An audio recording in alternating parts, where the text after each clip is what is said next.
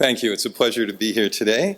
So I'm going to talk about what we've learned. Maybe it's what I've learned, and then the fact that I haven't learned very much will say more about me than about the field.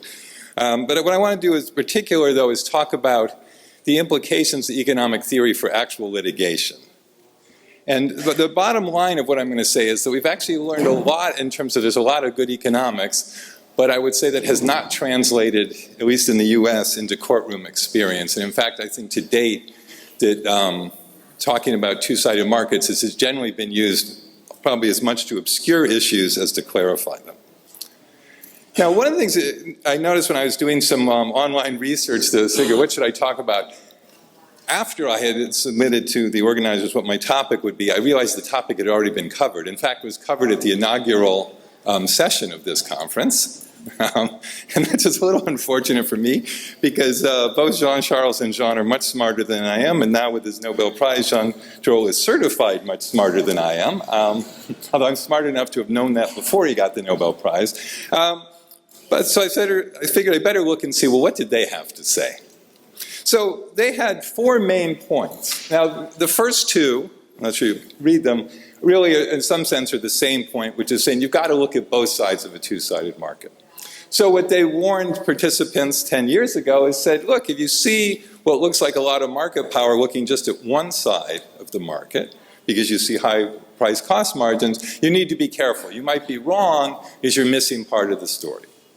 They also then said, well, let's think the other way. What if we see what look to be very low prices and might even calculate as negative price cost margins? They said, well, you might think that's predatory behavior, but looking just at one side of the market, you can make a mistake. You're missing the full picture, and maybe it isn't really predatory. Okay? Then the other 2 points they made were somewhat specialized, but they were making a more general point in each case as well. So here they talked about how a merger on one side, which you think of as a loss of competition, could lead to greater competition on the other side. Well, the more general principle they were identifying and they went on to talk about, there's more to their talk than just this slide, is talking about what's known as the seesaw effect or waterbed effect, that something that could push prices down on one side can tend to push them up on the other, vice versa, or that more intense competition on one side can lead to less intense competition on the other. And so we've begun to play these things out. And to jump ahead, where you'll often see it used by defendants, is they'll say, well, maybe it looks like we got more market power on this side or prices went up on this side, but it's okay because the other side took care of it. And you're going to hear me argue that that's actually a bad thing to claim and that I think it often is misused. Okay, so that's the one thing I want to cover. The third point is the seesaw effect or waterbed. And then the final point, they were speaking about a particular case where they say that tying has rebalancing benefits. But I think the more general point they're making is that there are a lot of practices that can affect prices, and obviously, but the prices in two-sided markets and what constitute efficient prices in two-sided markets can be very difficult to determine. And so then the issue comes up, well, what should competition authorities do when it's extremely hard to figure out what the social optimum is? All right, so before we get to that, if we're going to talk about two-sided markets, we should talk about the question, well, what is a two-sided market? So arguably a lemonade stand is a two-sided market because you say, well, look, it's bringing together suppliers of lemon and water and sugar, and the more that are on that side, I need to have all those things before I want to be a buyer on the other side, so it's a cross-platform network effect.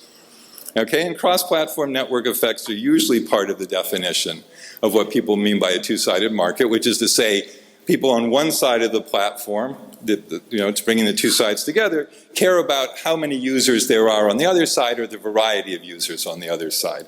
Now, there are other parts of the definition, and there's many different definitions that have been offered. Roche and Tirole originally talked about the price structure as mattering, but it turns out that doesn't get you anywhere versus a lemonade stand, because if you think about it, the two-sided price structure is how much they're paying for lemons and how much they're charging for lemonade, okay, and you don't care their sales don't depend just on the net difference between those, right? It makes a big difference if you said, well, I'm going to pay I'm going to sell lemonade for 10 cents, but I'm going to pay the lemon producer 0. That's going to give you a very different outcome than if you say, well, I'm going to sell lemonade for 20 cents and pay the lemon producers 10 cents. Okay, because presumably when you pay zero, you're not going to get any. Yet the net two-sided price is the same. So you say, lemonade stand, the price structure matters. It's a two-sided market. We've been thinking about our children all wrong all these years. So the problem is, I think, to date, there is no accepted definition. Well, there are lots of people who say they have the accepted definition, but there are lots of other people with different accepted definitions. There isn't agreement on what one is. And I actually think some of that could be a problem. What we've tended to do is we say it's like pornography. There's famous statements made by a Supreme Court justice said, well, I know pornography when I see it. Now you say, wait a minute, this is typical American, this is not pornography, which is kind of my point. It's people don't know pornography when they see it, and they don't agree. And I think we actually run into some similar problems with two-sided markets. So yesterday, Uber was discussed. I think Uber is not usefully thought of as a two-sided market. Okay? They set the price themselves, it's centralized price setting, and both sides multi-home. Drivers are not exclusive to Uber, and certainly the passengers are not exclusive to Uber, which means that the network effects actually tend to be pretty small. There's not a big externality when you decide whether or not to use it on one side, because it's not that big a deal for the other side to decide it. And so I don't see, at least so far, a lot to be gained by thinking of Uber as two-sided. Similarly, if you want something where there's been a bunch of litigation, certainly in the US, is thinking about cable companies. Okay, you could say a cable company is a two-sided market, because what does it do? It's a platform that brings together programmers and viewers.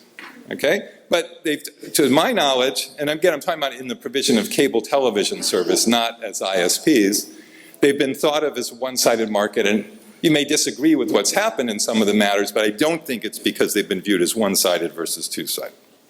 Okay, so that aside, I think there clearly is something to two-sided markets, but I do think we ought to be spending more time. People are sick of coming up with definitions, but I actually think it's still worth doing.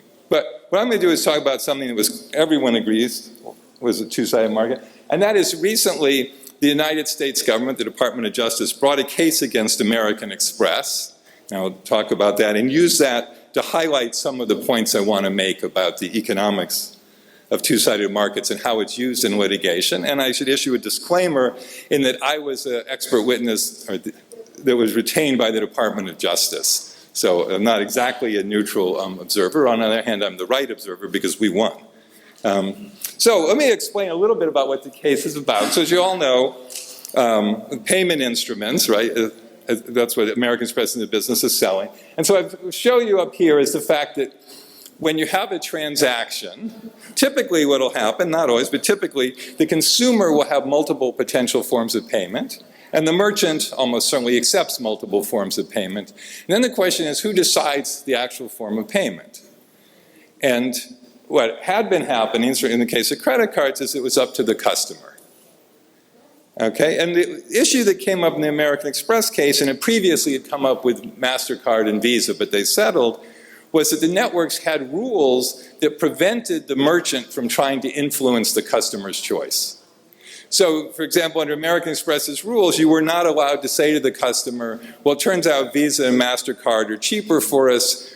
You should do whatever you want, but we just want you to know it's cheaper for us, so maybe you'll want to take that into account. Okay, and that was against the network's rules to say that. It was also against the network's rule, American Express's rules, to say, look, if you'll pay with a cheaper form of credit card, then we'll give you a discount. Okay, so it really was about the American Express rules were then trying to affect which side made the decision, and as we'll see, that makes a big difference. And in fact, I mean, we've heard about some of it already because it's essentially a form of a cross-platform parity agreement. And the government's concern, people were talking about which issues, about whether was it exclusion, were they worried about softening competition? The answer was both, although primarily softening competition.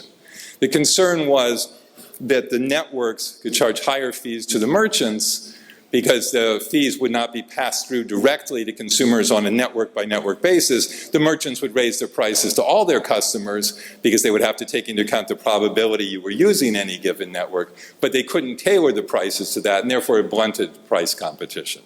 There was also some concern about exclusion. It was not exclusion in terms of literally keeping a network out, but in the US, the fourth major network is Discover, which wanted to have a strategy of having much lower prices to merchants and having a low-cost operation that also then had low prices to merchants. And Discover testified that they had to abandon that strategy because there was no way for that to filter through, because the idea had been they would charge merchants low prices, merchants would steer customers to them, but they had no way to do that. Okay, so that was the case.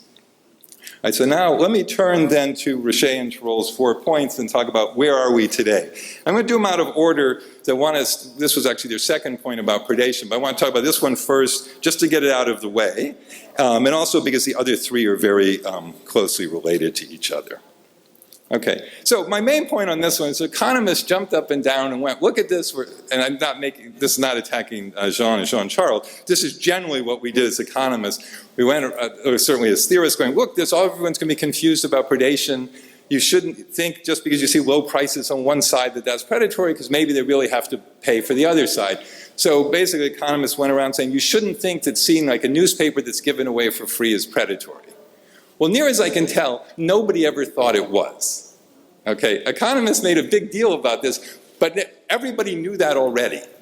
Okay, so I've yet to find an example, and I haven't looked that hard, but I spent some time looking, where prior to the emergence of two-sided markets, there was a predation case that was decided wrongly for this reason. And there's lots of controversial predation cases, but I'm not aware of any where it's at. So in fact, what I've shown here is John Vickers, because the Aberdeen Herald and Post was a free newspaper in Scotland, and there was a predatory pricing case brought against them in 2002, and brought against them successfully, but John did not think it was because the paper was free. The predation was that they were charging very low prices for advertising.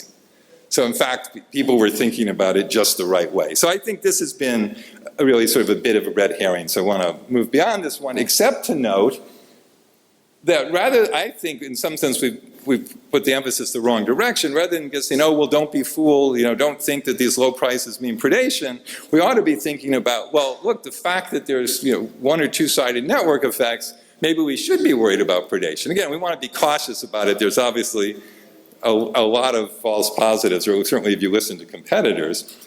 But network effects associated with two-sided markets can make recoupment possible, because once you get the lead, you may maintain it. So the fact that you were able to at least temporarily damage your rival may actually end up having permanent effects, right? Because that's always the question in predatory pricing cases, how do you ever recoup later?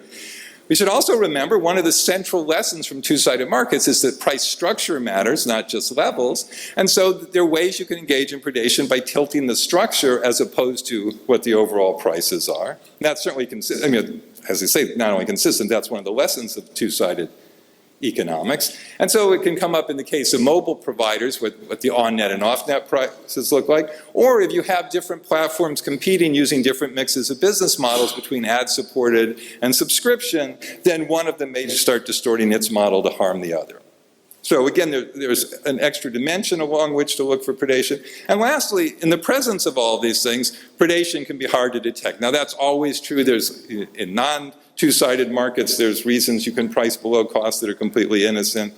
But some of the things to note is, again, that you can weaken your rival if you have cross-platform network effects without eliminating them.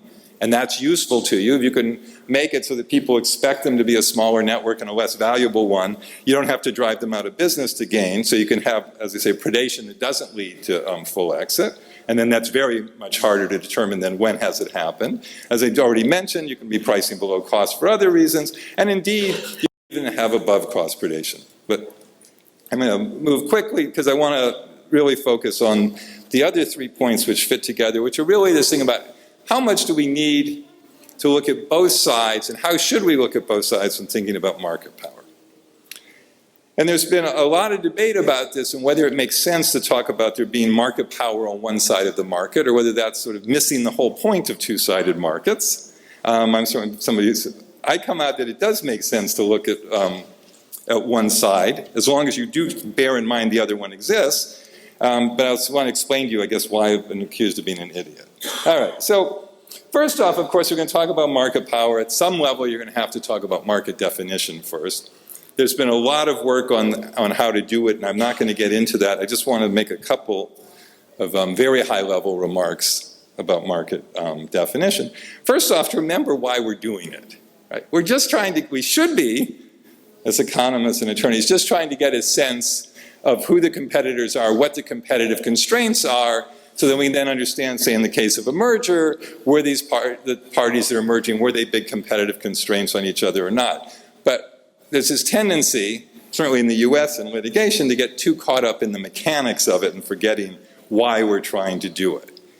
And I think actually there's a danger in that certainly the, I think particularly the defendants bar has gotten good at exploiting the problems and the potential internal inconsistencies in the formal approaches to market definition. Because I think asking to have really clear, bright line markets where all the firms are in the same market as each other and there's no messy things where firms sort of spill across markets, and as I say, all the lines are bright, in many markets or industries, that's setting essentially an impossible task. Okay, and so one of the things we've got to be careful about what our standards are. So if you get in this question, for example, suppose we have something we say, well, it's a platform and it's serving two sets of users. Well, should we say that there's one market and there's these two different types of users in it, there's a platform market, or should we say that there are two separate markets, the platforms in both, but they're really closely linked? Now, the danger of saying they're two separate markets is you say at the beginning of the process, yeah, they're really closely linked, and then you sort of forget about it later. Okay, and then that can be a problem. But let me point out, there are also problems with saying there's only one market. So, and part of it, I think, is even a question of how to make sense of it. So, probably most of you are not familiar, the non-Americans, with Zillow and Trulia. But what they are is they're real estate portals. So the way they make money is they sell lead generation to real estate agents. And what they do is to attract an audience is they provide a lot of information and listings about houses and neighborhoods and things like that. And so they have a whole bunch of people who are potential home buyers, and then they sell lead generation, and also they sell advertising, but also some other products to real estate agents. Now, they proposed to merge, and in fact it was approved earlier this year by the Federal Trade Commission. And you might say, okay, the market's clear, two-sided platform, these guys are real estate portals, that's the relevant market. Except if you look why the FTC approved the merger, which I think makes sense, is they didn't say, oh look, there's so much competition from other real estate portals. What they said is, the way these guys make money on the advertising side is they sell advertising, and in doing so, they have to compete against a lot of other forms of advertising that have nothing to do with real estate portals. So, for example, a big thing they do, and again, those of you who are Americans who live in a reasonably affluent neighborhood will know, you're constantly barraged by mail, pieces of mail from real estate agents saying, don't you want to sell your house or buy a house or do something, or at least go spy on your neighbors who are selling their house to see what it looked like. So they pointed out that you can advertise, there's a lot of realtor advertising on Facebook and other social network sites, and there's also advertising on general internet search sites like Google and Bing. Okay, so there, if you tried to define this two-sided market and said it's got to be a unified market, I think you'd actually have a lot of trouble doing it, because in fact, the two sides, the scope of those markets is somewhat different. So, as I say, I think we've just got to be careful on this, not to lose sight of what we're really trying to do and not get too caught up in mechanics. Now, from the legal perspective, though, it does potentially matter. I mean, I think from the economics, it really doesn't. What you got to just do is take the big picture and try to be sensible about it. The legal perspective, it potentially can, though, at least it's my understanding of the US, is because you get into issues of whether you can trade welfare, when you're looking at welfare effects, say, whether you can trade across markets or not. And there's certainly a lot of attorneys in the US take the position that you can't do that, although you can make within market trade-offs. I mean, often, actually almost anything you can think of, maybe short of price fixing, there's some consumers who gain and some lose, but we usually talk about, if we're going to look at consumer surplus, we say, well, okay, but what happens to overall consumer surplus in a market? And so that then could matter legally if you're not allowed to make those trade-offs across markets. But as I said, as economists, I think we don't want to be blind to that. Okay, so on to market power and looking at one side. Now, what I put up here is to show an example. I'm going to have two platforms. They're competing against each other. And you can think of these as buyers and sellers, but whatever the two sides are. And what I've shown here is on the buyer side that they're single homing. that each of the buyers is only going onto one platform, whereas all of the sellers, those lines are to show that all the sellers choose to be on both. Okay, so you can think of this as an extreme form. Not a lot of people don't do this, but you would say credit cards. If you had everybody only was on one credit card network, but then merchants typically accept all of them. Okay, and what's been pointed out is one of the fundamental insights, and a very important one of the literature, is in this extreme case, even though you have these two platforms, there is no competition to get the sellers. Okay? Because if what's happening is what the sellers are doing is buying access to the buyers, platform 2 can be viewed as having a monopoly over those bottom 2 buyers. There's no other way for a seller to get access to those buyers except to go through platform 2. Okay, so this has been pointed out in advertising markets. If it's really the case that it's the unique way to get the different one, that from the point of view of a potential advertiser, the 2 platforms actually don't compete. Okay? Or again, if it's the unique way to get these buyers, and this actually has led to a bunch of, also led to issues about how should you define relevant markets. So in the case of American Express that I was involved in, first off, a bunch of buyers do go on both platforms. Most American Express card holders also have a Visa or MasterCard. But so in my case, I defined the market to have both platforms, or actually all 4 platforms in it. There's private litigation where people have said, no, American Express has a monopoly on the people who uniquely hold American Express cards, and they should be viewed as having 100% market share. Okay, and so just to tell you these issues of how the competition do work backwards into market definition. But in any case, the point here is you could have a lot of competition, speaking somewhat loosely, a lot of competition to attract buyers because each platform is saying, oh, come to me, while at the same time having no competition to attract sellers. Okay, and so what the literature's pointed out, and you actually see in practice, is then you'd have much stronger competition on one side and the other, and that essentially there'd be the platforms, part of what they're doing is transferring rents from sellers to buyers in this case. Okay, so I think that that's important to think about that fact. You can't just say, oh, what's the net difference between what the prices to the 2 sides? It matters what's happening on each one. And notice, I should mention this thing at the box at the bottom, but if both sides multi-home, but one has decision rights, that was the broader case that happened or more typical case with American Express, is that people had multiple credit cards, but it was the customer that was getting to decide.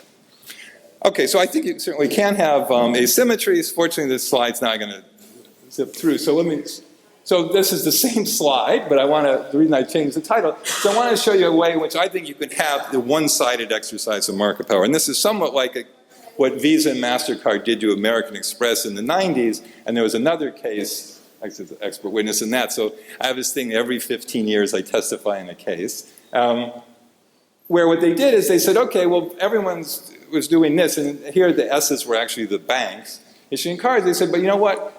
You can't be on both. You have to choose, right? So you put in an exclusivity provision. Well, in this case, what could happen, again, it's going to depend on the details of the underlying market, but everybody might say, well, wait a minute, I can only go to one, and these buyers aren't substitutes. Okay, forget it. I'm going to platform 1. It's the bigger platform. Okay, but now the buyers down here and say, well, what's the point of being on platform 2 if there are no sellers? So you end up with everybody migrating to that. Okay? And now notice the story I just told in this monopolization, right, could happen that even though when you started and you looked at this picture, you'd say, wait a minute, there's really intense competition to get the buyers. Okay, and so how can we have, there shouldn't be any worry about market power here because all the rents are being dissipated, they're all going to the buyers, but in fact I've just given you an example where you could monopolize the market. So very quickly, because these 3 things are all the same, that would be an example of the seesaw effect, right? You charge high prices to the sellers in that example I gave you, you dissipate a lot of it maybe to the buyers, but what I've just said is it doesn't solve everything, okay? And also this is the one known as the waterbed effect. Actually, it could have had a funnier slide, I guess, if I had done a broken waterbed. So the key points I want to make are really the middle 2, so just mention those, which is, as I just said, the rate structure matters, not just the level, right? It matters whether you're charging a high price to one side and a low price to the other to offset it, or medium prices to both. So the structure matters for efficiency, but also that as a general matter, it's not true that everything gets passed through.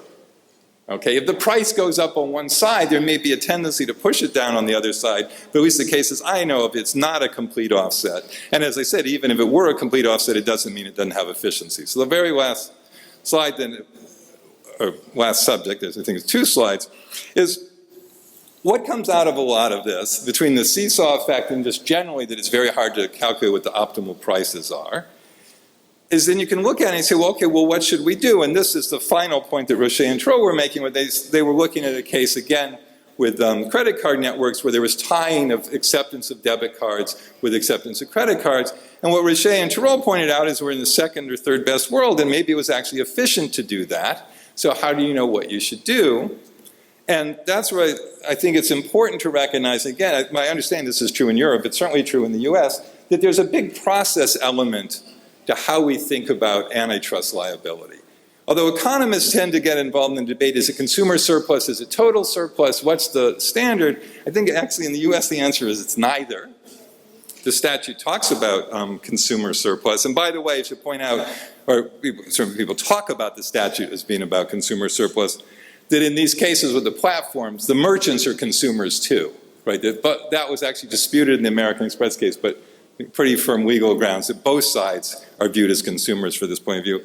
But it's not just about efficiency, okay? It's a question of how did we get to where we are in the equilibrium? Was it through a competitive process? So for example, the United States, having monopoly pricing is perfectly legal. The Supreme Court's even said, oh, it's a great thing if the reason you have a monopoly is you were an innovator, the ability to charge monopoly prices is the reward to innovation. Okay, what's illegal is getting a monopoly in ways that are viewed as, sort of not competing on the merits. You didn't get through innovation, you got through, some tricky thing, or in this case, with American Express softening competition, doing it through their policies. And so this distinction really matters, because in both the Visa case and the American Express case is on appeal, that's why the question mark. In the Visa case, they said, well, how do you know if you let American Express compete, because Visa was trying to exclude American Express, they said, how do you know you won't make things worse? And the answer was, well, maybe it will make it worse in terms of total surplus, but too bad, it's more competitive, and when in doubt, we just go for competition. And there's sort of this, I don't have a proof of, essentially a meta theorem. Same thing happened in American Express. In fact, so one anecdote and I'll shut up. And I was on the stand, the lead counsel for American Express kept saying, so you just think we should have competition and you'll just let the chips fall where they may. And I said, yeah, as long as their chips are falling because of competition, that's right. And somehow they thought this was going to be a dramatic point that helped them. It didn't. I'm not quite sure why, because that is the legal, I think in the US, the legal standard. It's really promoting, this notion of promoting the process. And it's a way we cut through, and you might think it's a mistake, you might think we really should be looking at total surplus and trying to do the calculations, but it's a way we cut through that because it's often impossible to calculate the answer. So, to conclude, I would change the things. I think it does make sense to think about one-sided market power and one-sided harm, although in doing so you've always got to be mindful of the other side. As I say, predatory pricing, I think, turned out to be something of a red herring. In terms of litigation practice, the seesaw or the water bed effects, I think too often defendants try to use it to justify or defend anti-competitive behavior, which I think is not a good thing.